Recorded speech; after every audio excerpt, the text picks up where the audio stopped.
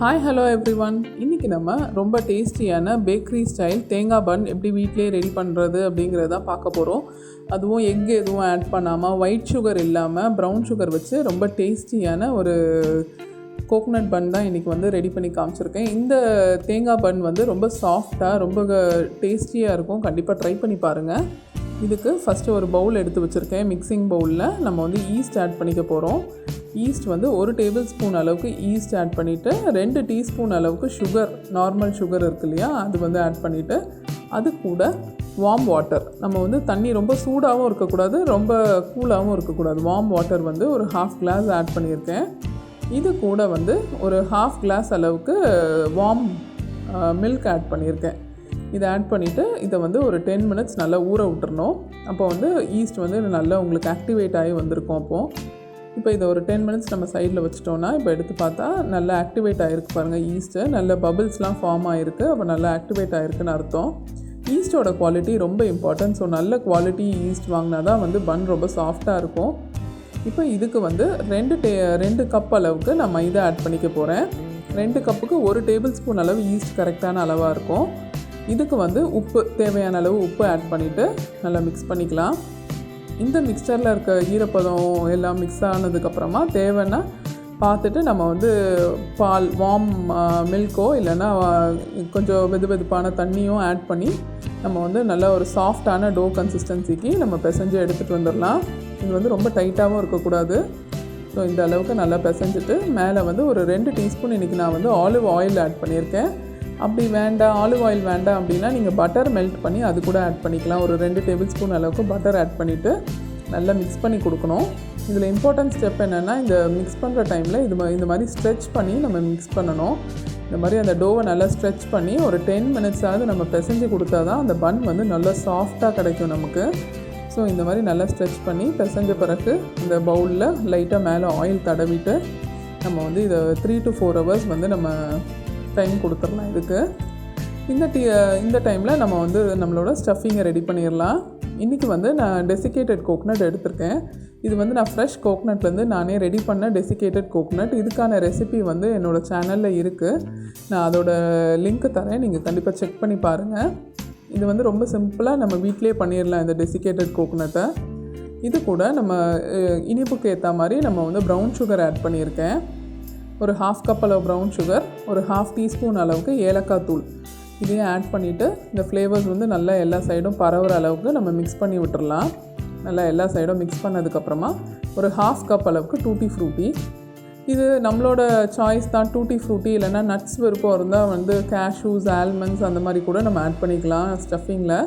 நான் எனக்கு tutti frutti add பண்ணியிருக்கேன். இது கூட நம்ம ஒரு 3 டேபிள் ஸ்பூன் அளவுக்கு பால் பவுடர். இது ஆப்ஷனல் தான், வேணும்னா ஆட் பண்ணிக்கலாம், இல்லைனா ஸ்கிப் பண்ணிக்கலாம். நல்ல ஒரு க்ரீமி டேஸ்ட் இருக்கணும் அப்படின்னா பால் பவுடர் உங்கள்கிட்ட அவைலபிளாக இருந்தால் அதையும் ஆட் பண்ணிக்கலாம். நல்லா மிக்ஸ் பண்ணி நம்மளோட ஸ்டஃபிங்கை இங்கே ரெடி பண்ணி வச்சாச்சு. இப்போ நம்மளோட மாவு நல்லா ரைஸ் ஆகிருக்கான்னு பார்க்கலாம். ஒரு 4 hours ஆகிருக்கு. இப்போது நல்ல எந்த அளவுக்கு ரைஸ் ஆகி வந்திருக்கு பார்த்திங்களா, ஆல்மோஸ்ட் டபுள் த குவான்டிட்டிக்கு மேலேயே நமக்கு ரைஸ் ஆகிருக்கு. ஸோ இந்த மாதிரி ரைஸ் ஆகிருந்தால் தான் ஈஸ்டோட குவாலிட்டி ரொம்ப நல்லா இருக்குதுன்னு அர்த்தம்.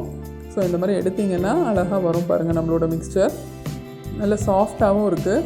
இந்தளவு சாஃப்டாக இருந்தால் பன் ரொம்ப சாஃப்டாக இருக்கும். ஸோ இதை நம்ம 2ஆக டிவைட் பண்ணிக்கலாம். நம்ம பேஸும் டாப் லேயர் ரெண்டுமே இதில் பண்ணிக்க போகிறோம். ஸோ இப்போ ஒரு ஒர்க் ஏரியாவை நல்லா டஸ்ட் பண்ணிக்கலாம். நம்ம எந்த ட்ரேயில் பிரேக் பண்ண போகிறோமோ அதில் நான் இன்றைக்கி பேக்கிங் பேப்பர் அப்ளை பண்ணி வச்சுருக்கேன். இதில் நம்ம ரோல் பண்ணிக்கலாம்.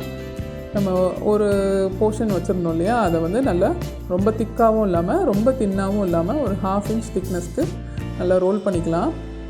நல்லா கரெக்டாக ரோல் பண்ண வரும் உங்களுக்கு. ஸோ இந்தளவு திக்னஸ்க்கு நம்ம பேஸை இப்போ நம்ம ரோல் பண்ணி நம்ம பேக்கிங் பிளேட்டில் இதை ட்ரான்ஸ்ஃபர் பண்ணிக்கலாம். கீழே ஒரு பேக்கிங் ஷீட் வச்சிங்கன்னா ஈஸியாக இருக்கும் நமக்கு எடுக்கும் போது. ஸோ அதை வச்சுட்டு நான் அதுக்கு மேலே இந்த பேக்கிங் ட்ரேயில் நான் இதை ப்ளேஸ் பண்ணிவிட்டு நம்ம ரெடி பண்ணி வச்சுருக்க ஃபில்லிங்கை நான் இதில் ஆட் பண்ணிக்கிறேன். ஃபில்லிங் நான் இன்றைக்கி ஒரு பன்னுக்கான அளவு தான் நான் இன்றைக்கி பண்ணியிருக்கேன். ஸோ எல்லா ஃபில்லிங்குமே அதில் ஆட் பண்ணிக்கலாம். தேங்காய் பண்ணை பொறுத்த வரைக்கும் ஃபில்லிங் நிறையா இருந்தால் தானே நல்லாயிருக்கும். ஸோ அதனால் எல்லா ஃபில்லிங்குமே ஆட் பண்ணிவிட்டு நம்ம எடுத்து வச்சுருந்தோம் இல்லையா இன்னொரு மாவு, அதையும் நல்லா ரோல் பண்ணி இந்த மாதிரி ஒரு ½ inch திக்னஸ், அதே அளவு திக்னஸ்க்கு நம்ம ரோல் பண்ணிக்கலாம். இந்த அளவு திக்னஸ்க்கு ரோல் பண்ணிவிட்டு நம்ம வந்து அந்த ஃபில்லிங்கை வந்து கவர் பண்ண நம்ம வச்சிடலாம். இப்போ அதில் மேலே அந்த ஃபில்லிங்கை ஜஸ்ட் அப்படியே கவர் பண்ணிவிட்டு நம்ம வந்து டக்கின் பண்ணிக்கணும். ஒரு ஷீட் வந்து கொஞ்சம் பெருசாக பண்ணிங்கன்னா வந்து இந்த மாதிரி எடுத்து விட்டு உள்ளே டக்கின் பண்ணுறதுக்கு கரெக்டாக இருக்கும். ரெண்டுமே ஈக்குவல் சைஸாக பண்ணுறதை விட ஒன்று கொஞ்சம் பெருசாக பண்ணிங்கன்னா இந்த மாதிரி எடுத்து சுற்றி விடுறதுக்கு கரெக்டாக இருக்கும். இந்த மாதிரி சுற்றிட்டு இந்த இடத்த மட்டும் லைட்டாக இப்படி அமுக்கி விட்டிங்கன்னா நம்ம பர்ஃபெக்டான அந்த தேங்காய் பண்ணோட ஷேப் நம்ம பேக்கரியில் கிடைக்கிற மாதிரி அதே ஷேப் நமக்கு கிடச்சிரும். ஸோ இந்த மாதிரி பண்ணிங்கன்னா எட்ஜஸ் எல்லாம் கூட நம்ம வெளியே வராமல் நல்லா கரெக்டாக இருக்கும். இப்போ இதை வந்து ஒரு 30 மினிட்ஸ் நம்ம இப்படி ரெடி பண்ணதுக்கப்புறமா ஒரு ரெஸ்ட் பண்ண விடணும். இது எதுக்குன்னா நல்லா இன்னும் கொஞ்சம் எலும்பி வந்திருக்கும் பார்த்திங்களா. இப்போ பார்த்திங்கன்னா உங்களுக்கு டிஃப்ரென்ஸ் தெரியும். இன்னும் கொஞ்சம் நல்லா பப்ளியாக எலும்பி வந்திருக்கு பார்த்திங்களா.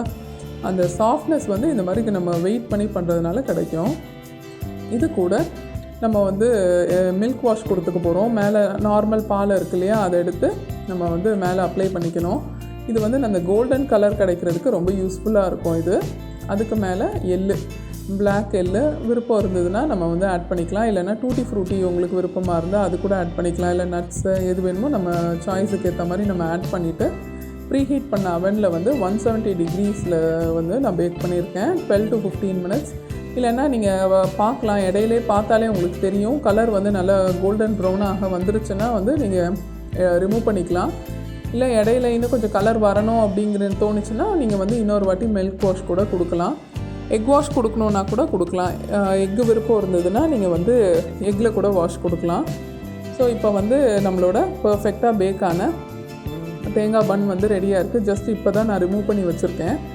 இதுக்கு மேலே நம்ம வந்து பட்டர் அப்ளை பண்ணிக்கணும். நல்லா சாஃப்டாக இருக்கணும் அப்படிங்கிறதுக்காக நல்லா பட்டர் வந்து மேலே அப்ளை பண்ணிவிட்டு ஒரு ஈர துணி எடுத்துகிட்டு அதை வந்து க்ளோஸ் பண்ணி ஒரு 10 to 15 மினிட்ஸ் நம்ம அந்த ஈர துணியை வச்சு அப்படியே க்ளோஸ் பண்ணி வச்சிடணும் சூடோட. அப்போ தான் நல்லா சாஃப்டாக இருக்கும் நம்மளோட பன்னு. ஸோ இந்த மாதிரி க்ளோஸ் பண்ணி எடுத்து நான் இப்போ உங்களுக்கு காமிக்கிறேன். நம்மளோட பர்ஃபெக்டான தேங்காய் பன் வந்து இப்போ ரெடியாக இருக்குது. இதுக்கு பின்னால் இருக்க பேப்பரை வந்து நம்ம ரிமூவ் பண்ணிக்கலாம். நம்ம பட்டர் பேப்பர் போட்டிருந்தோம் இல்லையா, அதை ரிமூவ் பண்ணிவிட்டு இதை வந்து நம்ம ஒரு பிளேட்டில் வச்சோன்னா நம்மளோட பேக்கரி ஸ்டைல் தேங்காய் பன் ரெடியாக இருக்கும். இந்த தேங்காய் பன் வந்து ரொம்ப டேஸ்டியாக ஹோம்மேடாக இருக்கிறதுனால ரொம்ப ஹெல்த்தி அண்ட் ஆர்கானிக் கூட. கண்டிப்பாக ட்ரை பண்ணி பாருங்கள். இதை வந்து நான் கட் பண்ணி காட்டுறேன் உங்களுக்கு. ரொம்ப சாஃப்டாக ரொம்ப டேஸ்டியான ஒரு தேங்காய் பன் இது. இந்த மாதிரி ட்ரை பண்ணி ஈவினிங் டைமில் நம்ம ஒரு டீயோட இந்த தேங்காய் பன் சாப்பிட்றதுக்கு ரொம்ப டேஸ்டியாக இருக்கும். கண்டிப்பாக ட்ரை பண்ணி பாருங்கள். இந்த டெசிகேட்டட் கோகனட் ரெசிபியையும் நான் என்னோடய சேனலில் ஷேர் பண்ணியிருக்கேன். அதையும் நீங்கள் பார்த்தீங்கன்னா உங்களுக்கு ரொம்ப ஈஸியாக இருக்கும் இந்த பன் ரெடி பண்ணுறதுக்கு. நம்மளோட easy and tasty coconut bun ready ஆகிடுச்சு. பிடிச்சிருந்ததுன்னா கண்டிப்பாக லைக் பண்ணுங்கள், ஷேர் பண்ணுங்கள், கமெண்ட் பண்ணுங்கள். என்னோடய சேனலுக்கு சப்ஸ்கிரைப் பண்ணிவிட்டு பக்கத்தில் இருக்க பெல் பட்டனையும் கிளிக் பண்ணிக்கோங்க. தேங்க்யூ.